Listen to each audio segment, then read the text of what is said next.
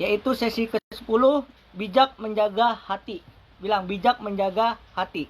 Dicatat. Oke. Amsal 4 ayat 23.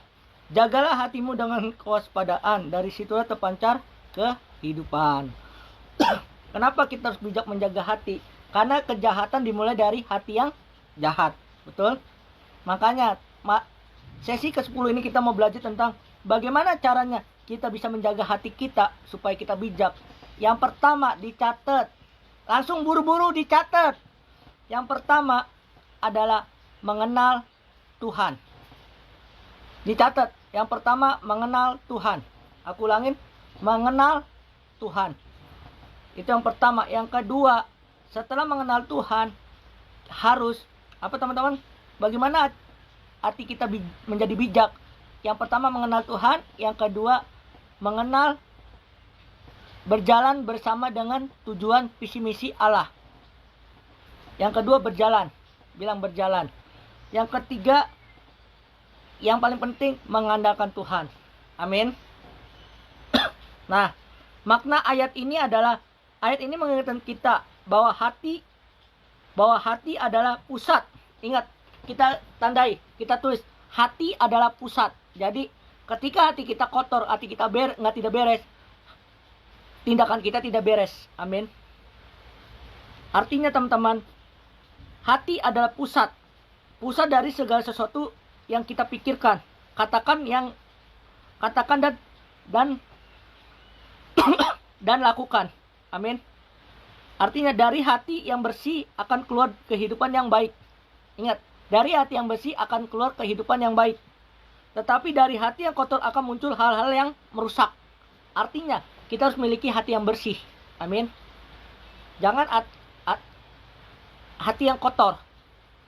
Ketika kita memiliki hati yang bersih, hidup kita akan mengalami perubahan. Amin. Atau paradigma. Nah, menjaga hati berarti kita harus berhati-hati dengan apa yang kita izinkan masuk ke dalam, baik maupun pikiran, perasaan, perkataan maupun tindakan kita. Berarti kita harus hati-hati teman-teman. Amin. Karena hati yang bisa dijaga, tidak bisa dijaga dengan mudah dipengaruhi oleh yang pertama, luka, kebencian, iri, dan dosa. Nah, dosa akan datang ketika hati kita kotor, tidak bersih. Amin. Nah, ada 4 poin kita mau belajar. Yang pertama kita belajar, hati adalah sumber kehidupan. Apapun yang kita simpan di hati akan mempengaruhi seluruh aspek hidup kita.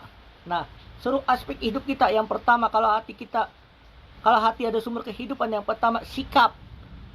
Yang kedua hubungan. Yang ketiga iman kita. Amin. Kalau hati kita bersih, suci, pasti sikap kita, pikiran kita, hubungan kita dengan Tuhan, iman kita makin bertumbuh. Amin. Tapi kalau hati kita kotor atau tidak bersih, mohon maaf, hidup kita, hati pikiran kita, sikap kita pasti tidak beres.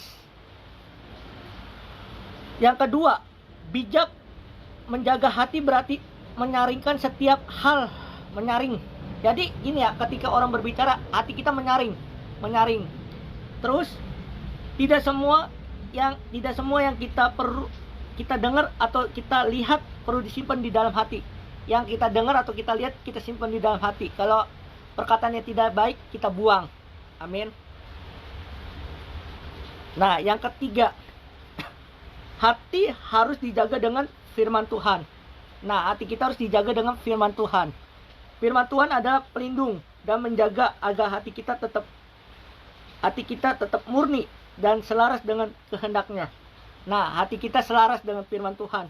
Amin. Dan kehendak Tuhan.